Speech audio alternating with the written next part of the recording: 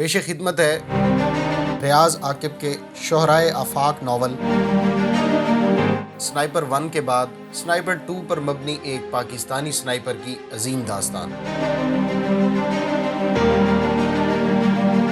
ایک ایسا سنائپر جو اکیلا دشمن سے لڑتا رہا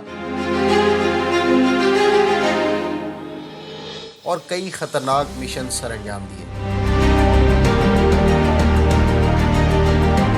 لیکن کہانی میں آگے بڑھنے سے پہلے چینل کو سبسکرائب کر لیں اور بیل کے آئیکن کو دبائیں تاکہ آپ کو نئی آنے والی ویڈیو بر وقت مل سکے۔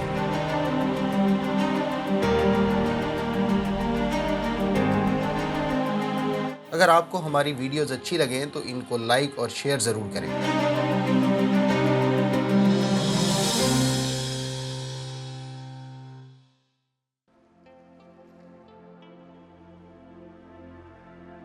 اس وقت بے ہوشی کے عالم میں مجھے بہت گہری کھائی دکھائی دے رہی تھی۔ تیز بارش ہو رہی تھی اور میں لمحہ بلمحہ کھائی کی طرف پھسلتا جا رہا تھا۔ اپنے ہاتھوں کے ناخن چکنی زمین میں گھسیٹنے کے باوجود میں خود کو پھسلنے سے روک نہیں پا رہا تھا، اور پھر میں ایک دم کھائی میں لڑک گیا۔ خوش قسمتی سے آخری کوشش میں پتھر کا ایک ابھرا ہوا کنارہ میری انگلیوں کی گرفت میں آ گیا تھا۔ اسے پکڑ کر میں ہوا میں لٹکنے لگا۔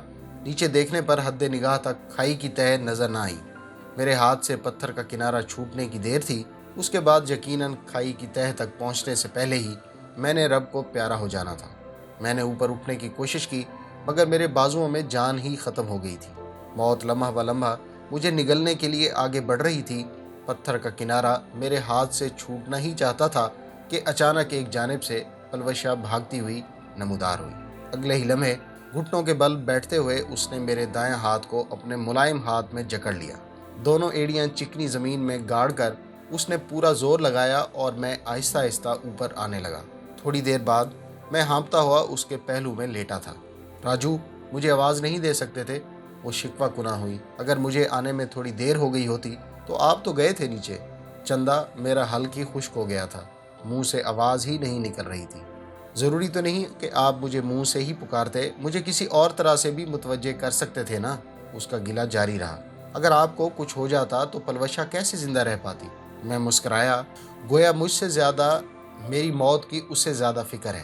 وہ بھرتے ہوئے بولی، ہاں، اپنی موت کی فکر ہے، کیونکہ میرے راجو کے لیے میری زندگی بہت اہمیت کی حامل ہے۔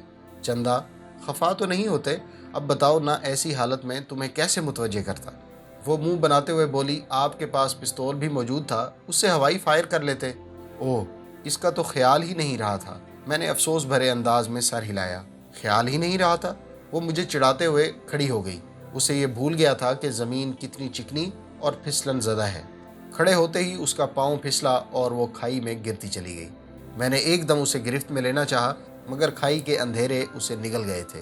میری سماعتوں میں بس اس کی آخری چیخ ہی گونجتی رہ گئی تھی جو وہ میرا نام پکارتے ہوئے چیخی تھی، راجو۔ اس کے ساتھ ہی مجھے ہوش آ گیا۔ اس حالت میں بھی اس بھیانک سپنے سے میرا دل دھک دھک کر رہا تھا۔ میرے ہونٹوں اور زبان پر فوراً برے خواب کے شر سے بچنے کی دعا مچل گئی اور اس کے ساتھ ہی میرے دماغ میں پلوشہ کی تجویز گونجی۔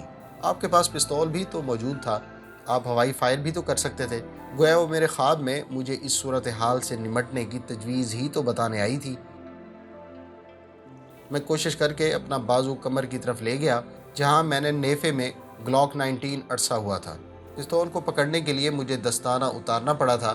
میری انگلیاں بس تھوڑی تھوڑی حرکت ہی کر پا رہی تھیں۔ بمشکل پستول کا دستہ پکڑ کر میں نے پستول کو باہر کھینچا۔ اب پستول کو کاک کرنے کا مشکل مرحلہ درپیش تھا۔ دستانے والے ہاتھ کو پستول کے اوپر ٹیک کر اس کی سلائیڈ کو پیچھے کی جانب کھینچنا چاہا مگر کامیاب نہیں ہو سکا تھا۔ 2-3 منٹ کی کوشش کے بعد اچانک مجھے یاد آیا کہ میں نے کلاشنکوف کاک کر کے کندھے سے لٹکائی تھی، لیکن پھر مجھے یاد آیا کہ کلاشنکوف تو میں چند گز پیچھے پھینک آیا تھا اور وہاں تک پہنچنا میرے لیے ممکن ہی نہیں رہا تھا۔ میں دوبارہ پستول کے ساتھ مغز ماری کرنے لگا۔ چند لمحوں کی کوشش کے بعد سلائیڈ ہلکا سا پیچھے کو کھسکی۔ میں نے ہاتھ پر مکمل زور دے دیا تھا اور پھر وہ مشکل مرحلہ بھی طے ہو گیا۔ سلائیڈ مکمل پیچھے دھکیل کر میں نے اس پر سے ہاتھ ہٹایا۔ سلائیڈ ایک جھٹکے سے آگے بڑھی اور پستول کاک ہو گیا۔ میں نے ٹریگر گارڈ میں شہادت کی انگلی ڈال کر پستول کی بیرل کا رخ سامنے کی طرف کرتے ہوئے ٹریگر کھینچ لیا۔ دھماکے کے ساتھ میرے ہاتھ کو جھٹکا لگا۔ گولی فائر ہونے کی آواز سے ماحول گونج اٹھا تھا۔ میں نے ایک گولی پر اکتفا نہیں کیا تھا، دوسری، تیسری اور چوتھی بار بھی میں ٹریگر دباتا گیا۔ ہر بار مجھے اتنا ہی زور لگانا پڑا جتنا کہ ایک گہرے کنویں سے پانی کا بڑا ڈول کھینچنے والے شخص کو لگانا پڑتا ہے۔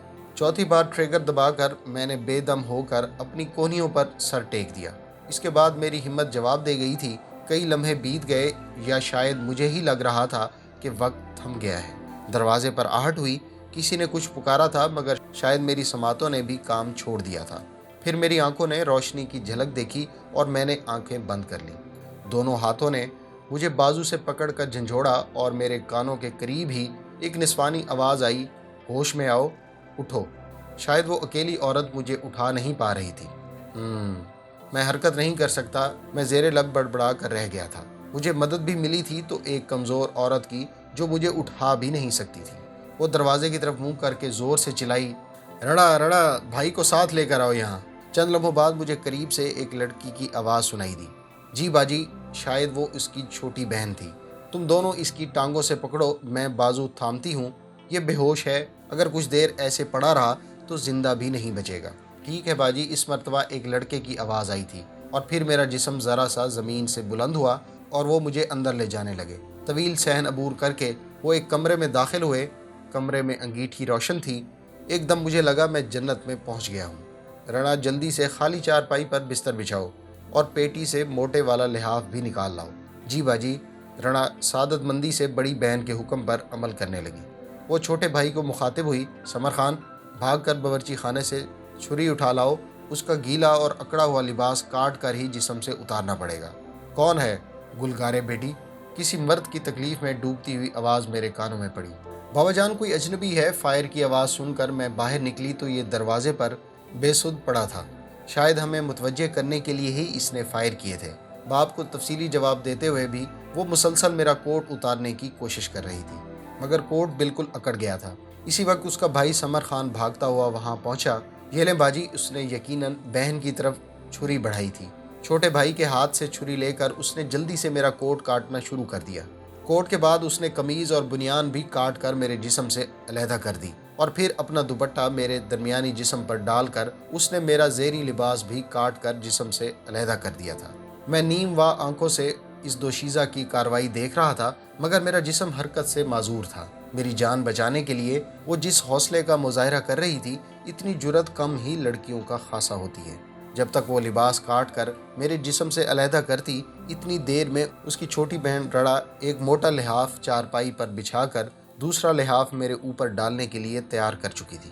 اسے اٹھانے میں میری مدد کرو، اس نے چھوٹی بہن کو آواز دی۔ ایک مرتبہ پھر تینوں نے مل کر مجھے اٹھایا اور نرم بستر پر لٹا دیا۔ اس کے ساتھ ہی گلگارے بی بی نے مجھے وہ موٹا لحاف اڑا دیا۔ خوشگوار حدت میری رگوں میں اترنے لگی تھی۔ سمر خان، انگیٹھی میں اور لکڑیاں ڈالو، چھوٹے بھائی کو کہہ کر وہ بہن کو مخاطب ہوئی۔ رڑا، دودھ میں ہلدی ڈال کر گرم کر کے لے آؤ۔ وہ دونوں جی باجی کہتے ہوئے کمرے سے نکل گئے تھے۔ وہ خود لحاف کے کونوں کو موڑ کر میرے جسم کے نیچے دینے لگی تاکہ لحاف مکمل بند ہو جائے اور ہوا کا گزر بالکل ممکن نہ رہے۔ میرے جسم میں اٹھنے والا درد تاحال پہلے کی طرح ہی باقی تھا۔ گو گلگارے بی بی نے بہت اچھے طریقے سے مجھے سنبھالا تھا۔ میرا گیلا لباس اتار مجھے لحاف اڑھانے کی بجائے اگر وہ براہ راست مجھے انگیٹھی کے قریب ڈال دیتی تو بلا شبہ میرے جسم کو ناقابل تلافی نقصان پہنچنے کا خطرہ تھا۔ ٹھنڈ لگنے والے شخص کو یوں ایک دم آگ کے قریب لے جانا بالکل ہی غلط ہے۔ البتہ مجھے لحاف اڑھا کر انگیٹھی کی آگ کو زیادہ سے زیادہ دہکانا بہت مناسب تھا۔ یقیناً ٹھنڈے علاقے سے تعلق رکھنے کے باعث اسے معلوم تھا کہ ٹھنڈ کا شکار ہونے والے شخص کو کیسے سنبھالا جاتا ہے۔ میں نے آہستہ آہستہ ہاتھوں کی انگلیوں کو حرکت دینی شروع کر دی تھی۔ میرے پاؤں ابھی تک سن تھے، البتہ نچلے دھڑ میں شدید درد ہو رہا تھا، اور ایسا ہونا میرے لیے تسلی کا باعث تھا۔ درد کا احساس ہونے کا مطلب یہی تھا کہ میرا جسم ٹھیک تھا۔ میں پاؤں کی انگلیوں کو حرکت دینے کی کوشش کرنے لگا۔ آہستہ آہستہ میرے پاؤں میں بھی درد کا احساس جاگنے لگا تھا۔ میرے کانوں میں اس مرد کے قرانے کی آواز پہنچی، غالباً وہ بھی کسی قسم کی تکلیف میں مبتلا تھا۔ اسی وقت رڑا ہلدی ملا دودھ لے کر پہنچ گئی۔ میرے چہرے سے تھوڑی سی رضائی کھسکا کر گلگارے بی بی نے میرا منہ باہر نکالا اور میرے سر کے نیچے تکیہ رکھ کر ایک بڑے چمچ سے ہلدی ملا دودھ مجھے پلانے لگی۔ اس نے مجھے رضائی سے باہر نکالنے کی کوشش نہیں کی تھی، हल्का गर्म दूध मेरे जिस्म में जिस जिस जगह तक जा रहा था, मुझे उसका बहाव महसूस हो रहा था। मैं दूध का पूरा कटोरा खाली कर गया था। दूध ने मुझे बहुत तकवीत पहुंचाई थी। दूध पिलाकर उसने मेरा चेहरा दोबारा ढांप दिया। रणा, समर खान को साथ ले जाकर डरबे से वो बड़ा चूजा पकड़ लाओ। वो छोटी बहन को मुखातिब थी। क्यों बाजी? यकीनन उसकी बात सुनकर रणा हैरान हुई थी। उसे ज़िबा करके यखनी बनाना है। जब तक इसे अंदर से गर्मी नहीं पहुंचेगी, इसकी सर्दी दूर नहीं होगी। अच्छा बाजी, कहकर वो समर खान को साथ चलने का कहने लगी। मेरा दिल उसके लिए शुक्रगुजारी के एहसासात से भर गया था। वज़ीरिस्तान के लोग गरीब होने के बावजूद बहुत ज़्यादा मेहमान नवाज थे। एक अजनबी की इतनी ज़्यादा खिदमत और देखभाल यकीनन मेहमान नवाजी का मुंह बोलता सबूत थी। चूज़ा उसने खुद ही ज़िबा किया था। मैं बस समातों ही से इनकी हरकत का अंदाज़ा लगा रहा था। इस दौरान उनके बाप की करहाती हुई आवाज़ भी मेरे कानों में पड़ जाती। वो मुसलसल नहीं करहा रहा था, बल्कि मुझे यूं महसूस हो रहा था जैसे करवट तब्दील करने या हिलते जुलते वक्त उसे तकलीफ़ पहुंचती थी। थोड़ी देर बाद ही वो मेरे लिए यखनी भी बना कर ले आई थी। काली मिर्च और नमक के अलावा उसने इसमें कुछ नहीं डाला था। एक मरतबा फिर उसने मेरे चेहरे से लिहाफ हटाकर मुझे अपने हाथों से यखनी पिलाई।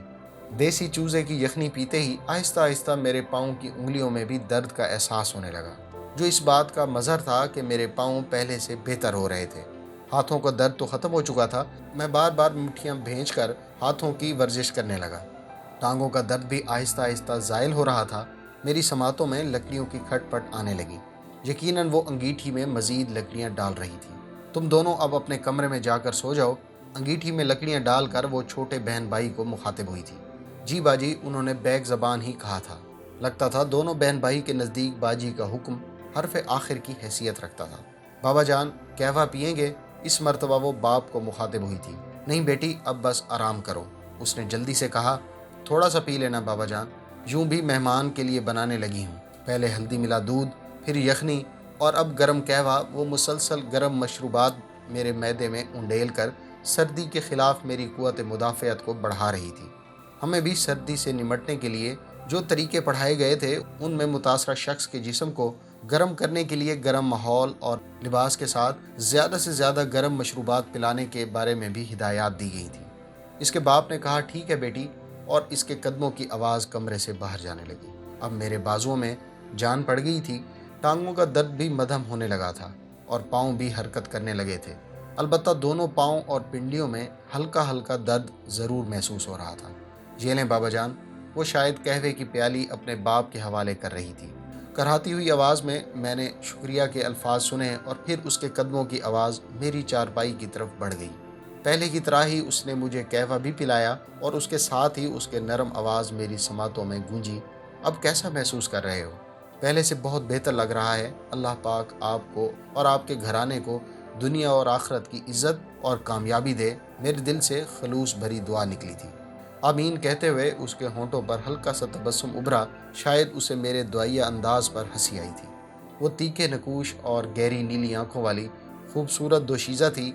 इस कदर नीली आंखें मैं ज़िंदगी में पहली बार देख रहा था। मेरी नागुफ्ता बे हालत देख कर वो मेरे इतना करीब हुई थी, वरना शायद मैं उसका चेहरा भी ना देख पाता। इसका और मेरा हिसाब बिल्कुल डॉक्टर और मरीज़ का सा था। मेरे चेहरे को एक बार फिर ढांप कर वो कमरे से बाहर निकल गई। वापसी पर उसने मेरे चेहरे पर से लिहाफ उतारे बगैर मुझे मुखातिब करते हुए कहा, सरहाने के साथ कपड़ों का जोड़ा रख दिया है। जो ही खुद को इस काबिल समझो कि कपड़े पहन सको तो ये पहन लेना, और किसी चीज़ की ज़रूरत हो तो मुझे आवाज़ दे लेना। मैं साथ वाले कमरे में हूँ और जाग रही हूँ। मैंने लिहाफ मुंह से उतारे बगैर धीमे लहजे में कहा, ठीक है बहन, शुक्रिया।